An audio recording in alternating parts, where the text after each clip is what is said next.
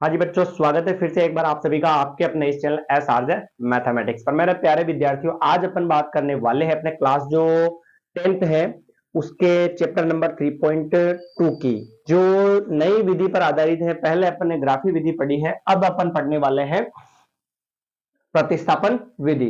तो बच्चों आप जरा ध्यान से देखिएगा, प्रश्न क्या कहता है। प्रश्न ये है कि निम्नलिखित रेखिक समीकरण युग्मों को प्रतिस्थापन विधि से आपको क्या करना है, इसको हल करना है। तो समझिएगा आप ध्यान से कि प्रतिस्थापन विधि होती क्या है।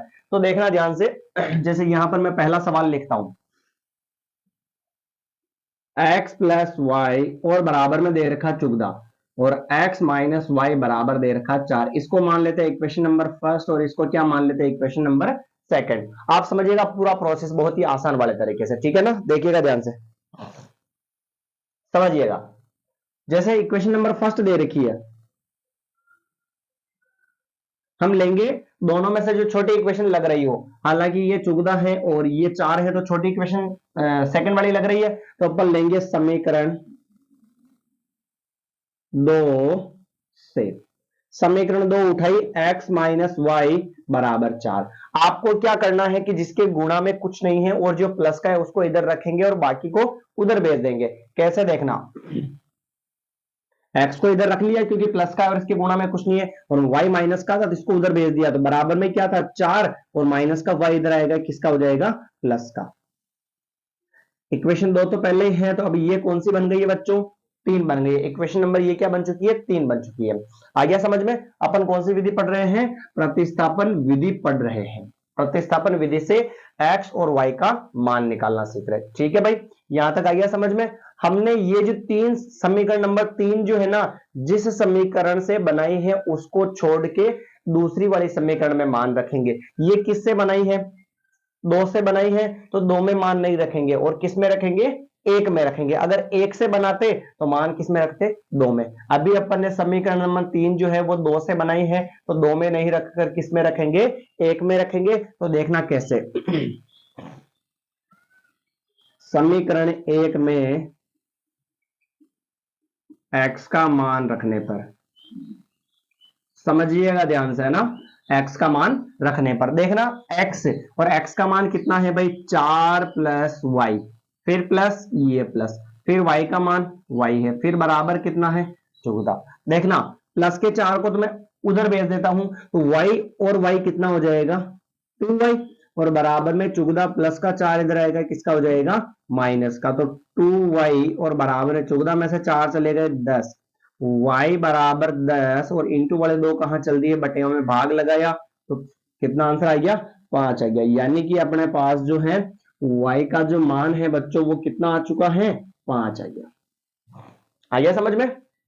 चलिए अब अगले सेकंड समीकरण की अपन बात करते हैं ना। सेकंड समीकरण क्या कहती है, तो सेकंड समीकरण, अब जैसे कि यहां पर सोचो आपके, जैसे y का मान तो 5 आ गया, अब हमें किसका निकालना, x का निकालना है। तो आप इसके लिए क्या करोगे, जो हमने नई इक्वेशन बनाई है, जो हमने नई इक्वेशन बनाई है ना, उससे मान निकालेंगे। कैसे निकालेंगे देखिएगा, समीकरण 3 से आप चाहो तो आप किसी भी इक्वेशन से मान निकाल सकते हो, पर आपको जो है प्रोसेस समझ के रखना है कि आपको हर बार मान किस में रखना है, समीकरण नंबर 3 में रखना है, ताकि आप जो है डायरेक्ट आसान वाले तरीके से इसको सोल्व कर सको, इसलिए। ठीक है भाई, दिख रहा सभी को। चलिए आगे बढ़ते हैं, फिर देखिएगा ध्यान से, यहां तक हो गया समीकरण 3 से। तो समीकरण 3 क्या थी, x बराबर 4 प्लस वाई थी। x का तो x बराबर 4 का 4 प्लस का प्लस, और y की वैल्यू कितनी है भाई, 5 है। तो x बराबर 4 में 5 जोड़े कितने हो गए बच्चों, 9 हो गए। तो x का मान तो आ गया 9, और y का मान कितना आ गया अपने पास, प्रतिस्थापन विधि से 5 आ गया। कोई इस सवाल में कोई दिक्कत है तो आप वापस कमेंट कर सकते हैं, पूछ सकते हैं कि कहां पर आपको कोई त्रुटि या दिक्कत उत्पन्न हो रही है। एक बार वापस समझते हैं इसको अच्छे से, फिर बात करेंगे अपन दूसरे सवाल की। तो पहला सवाल क्या कहता है, ध्यान से समझिएगा बच्चों, x प्लस वाई बराबर 14 दे रखा है और x माइनस वाई बराबर 4 दे रखा है। समीकरण 1 मान ली, इसको 2 मान ली। आपको जो छोटी लगी उसको ले लेना है, तो छोटी ये लगी मुझे, तो मैंने समीकरण 2 से ले लिया, समीकरण 2 को लिखा। जिसके गुणा में कुछ नहीं और जो अकेली उसको इधर रखो, बाकी सबको उधर भेज दो। तो माइनस का y को उधर भेज दे क्योंकि माइनस का था, इधर प्लस का हो गया, इधर x बच गया, समीकरण 3 दे दिया। ये समीकरण 3 हमने जिससे बनाई है उसमें मान नहीं रखे, उसकी दूसरी वाली में रखेंगे। समीकरण 3 किससे बनी है?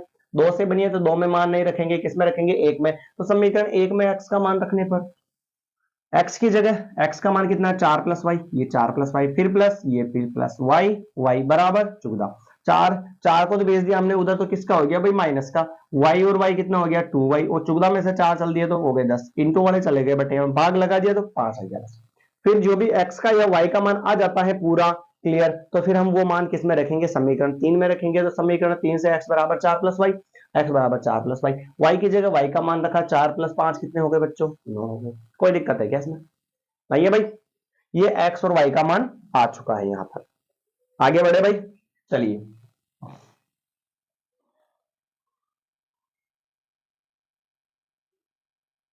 ये था प्रतिस्थापन विधि से समीकरण को हल करने का तरीका या मेथड। अब बात करते हैं अपन आगे अगले प्रश्न की। अगला प्रश्न क्या दे रखा है बच्चों? ध्यान से समझिएगा। सवाल नंबर दूसरा, s माइनस टी और बराबर में दे रखा 3, इसको मान लेते हैं समीकरण नंबर 1 मान लेते हैं, ठीक है भाई। और दूसरी इक्वेशन दे रखी है अपने को s बटेवा 3 प्लस टी बटेवा 2 बराबर 6। अब ये पहले क्या करना है बच्चों? यहां पर ये इक्वेशन बटेवा में चल रही है और इस बटेवा वाली इक्वेशन को जो है ना हमें किस में चेंज करना पड़ेगा? थोड़ा सा सिंपल और साधारण में चेंज करना पड़ेगा। सिंपल और साधारण में चेंज करना पड़ेगा। सर कैसे करेंगे चेंज? तो इनका ले लो आप एलसीएम। एलसीएम कितना आएगा बच्चों? 6 आएगा। जिनको नहीं आता है उनको मैं बता दूं कि नीचे वाली संख्याओं का क्या करवा लो? गुणा करवा लो। 3 इंटू 2 क्या हो गया? 6 हो गया। क्रॉस गुणा करो, 2 इंटू एस क्या हो जाएगा? 2s हो जाएगा। और फिर प्लस इधर 3 इंटू टी कितना हो जाएगा? 3t हो जाएगा। और बराबर में कितना आ जाएगा? 6 आ जाएगा। तो आप ऐसे समझ सकते हैं। जिनको एलसीएम आता है वो अपने तरीके से ले सकते हैं, कोई दिक्कत वाली बात नहीं, आ जाएगा आपको। 2s प्लस 3t बटे वाले 6 चले जाएंगे इंटू में, तो 6 इंटू 6 कितना होगा भाई? 36। ये हो गई एक लाइन के रूप में समीकरण नंबर 2। कोई दिक्कत नहीं है। समीकरण 1 और समीकरण 2 एक लाइन में हो गई है। दोनों में से छोटी कौन है? वाजिब है सर समीकरण 1 छोटी है, तो हम लिखेंगे समीकरण 1 से। क्या करेंगे बच्चों? समीकरण 1 से समीकरण 1 उठाएंगे तो s माइनस टी बराबर क्या है? 3 है। माइनस वाले को उधर भेज देंगे और बिना माइनस वाले को इधर रख लेंगे भाई, ठीक है ना? ये तरीका था। तो s को तो रख लेते इधर, बराबर में 3 और माइनस का टी उधर चला जाएगा, किसका हो जाएगा? प्लस का। ये बन गई अपनी नई इक्वेशन। कौन सी भाई? 3। और मैंने कहा था जो समीकरण 3 हम जिससे बनाते हैं उसमें मान नहीं रखेंगे। तो समीकरण 3 किससे बनाई भाई? 1 से बनाई। तो 1 में मान नहीं रखकर हम किस में रखेंगे? 2 में रखेंगे, ठीक है भाई। 2 में रखेंगे तो समीकरण 2 में s का मान रखने पर समझिएगा ध्यान से, है ना? समीकरण 2 में 2, ये 2 इंटू लगा दो, और s जो है ना, s का मान 3 प्लस टी है, तो इसको किस में बंद करना पड़ेगा बच्चों? आपको कोष्टक में, क्योंकि दो संख्या है और दोनों ही 2 से गुणा होगी, इसलिए इसको कोष्टक में बंद करना पड़ेगा। फिर प्लस 3t, ये 3t, फिर बराबर में क्या चल रहा है? 36 चल रहा है। 2 इंटू 3 तो हो जाएगा 6, फिर प्लस का प्लस 2 इंटू टी कितना हो जाएगा? 2t हो जाएगा। फिर प्लस का 3t का 3t और बराबर में कितना आ जाएगा? 36 आ जाएगा। समझिए, 6 को तो उधर भेज देते हैं, 2 और ये 3t कितना हो जाएगा भाई? टी वाले जुड़ेंगे तो कितने हो जाएंगे? 5t हो जाएंगे ना भाई। और इसके साथ में t नहीं है तो इसको अपन उधर भेज देते हैं, और उधर भेज देते हैं तो क्या आ जाएगा? 36 माइनस 6, तो 5t बराबर 36 में से 6 जाएगा तो 23 बचेगा। तो t बराबर 30 और इंटू वाले 5 आ जाएंगे बटे में, 5 6 या 30, तो t का मान कितना आ गया भाई? 6 आ गया। ये आ गया समझ में? टी का मान 6 आ गया। तो हमने क्या कहा था? एक मान आने के बाद तो हम मान किस में रखेंगे? जो नई समीकरण बनाई थी 3 उसमें रखेंगे। तो समीकरण 3 में रखने पर, यानी कि समीकरण लिख दूं मैं 3 से s बराबर 3 प्लस टी, s बराबर 3 प्लस टी, तो s बराबर 3 प्लस टी का मान बच्चों कितना आया? 6 आया।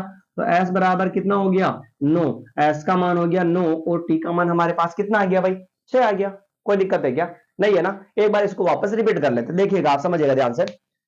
एस माइनस टी बराबर 3 दे रखा है, समीकरण 1 दे दिया, ये बटेवा में था तो नीचे वाली संख्या का गुणा किया तो 6 हो गया, क्रॉस गुणा करवाया 2 इंटू एस, 2s हो गया, 3 इंटू टी 3t हो गया, और बराबर में कितना चल रहा है 6, बटेवा वाले 6 को कहां भेज दिया, इंटू में 6 6 36 हो गया, समीकरण नंबर क्या बन गई 2 बन गई। आ गया समझ में? ये हो गया समीकरण 1 और समीकरण 2। समीकरण 1 और 2 में से छोटी कौन है, 1 है, तो समीकरण 1 से s माइनस टी बराबर 3, माइनस के टी को उधर भेज दिया, प्लस का हो गया, तो s का मान आ गया समीकरण नंबर 3।